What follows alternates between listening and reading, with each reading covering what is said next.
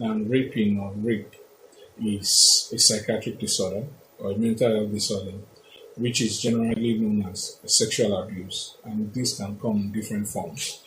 What do we mean by it can come in different forms? First, it can be forced sexual abuse, which is what we all generally know, and rape, which is more common. The others, infliction of pain, okay, and then those who have their genitals inserted with objects, and so you can have those form of rapes. In addition, I also want to let people know that they need to understand what a mental health issue is. So mental health issue in very simple terms and very understandable terms has to do with three rubrics of our daily activities. The first is the way we think, the way we feel, and then the way we behave.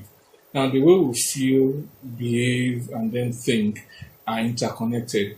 But usually in mental health disorder, one of the three is the major problem, and then it influences the other. So, for example, the way one thinks can affect the way we feel, and then ultimately affect the way we behave. Then the way we feel affects the way we think, and then also the way we behave. And our behaviors can also affect the way we feel and then the way we think. So generally, mental health disorders have problems with these three sections, which then interwoven and then form a psychiatric disorder. Okay, just like I said initially, that sexual abuse is not just the first sexual activities, which is the most common one. So you have those who inflict pain. Now, those who inflict pain come into different forms. Those who want pain inflicted on them, and those who inflict pain on people. And that's the way they enjoy their sexual activities. Under the mental health rubric, they have a psychological disorder, and we look at them as psychological dysfunction.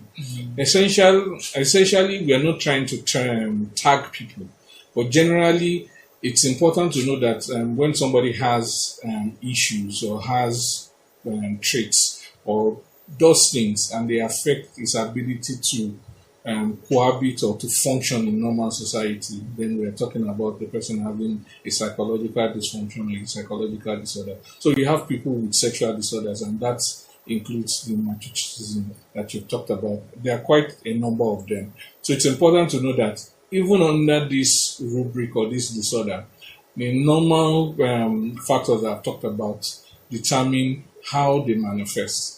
Okay, or their predisposition. So you have pedophiles who will have sexual activities with the minors or children, people within the child and then the adolescent age. So you have the masochism, those who inflict pains on others. You have other ones. I don't want to bug you with the names, but essentially what some of them do in this particular time in terms of pain is that they inflict pain on other people. So another common one are those who use objects within the genitals or insert objects into the genitals. So and generally there are one or other forms of sexual dysfunction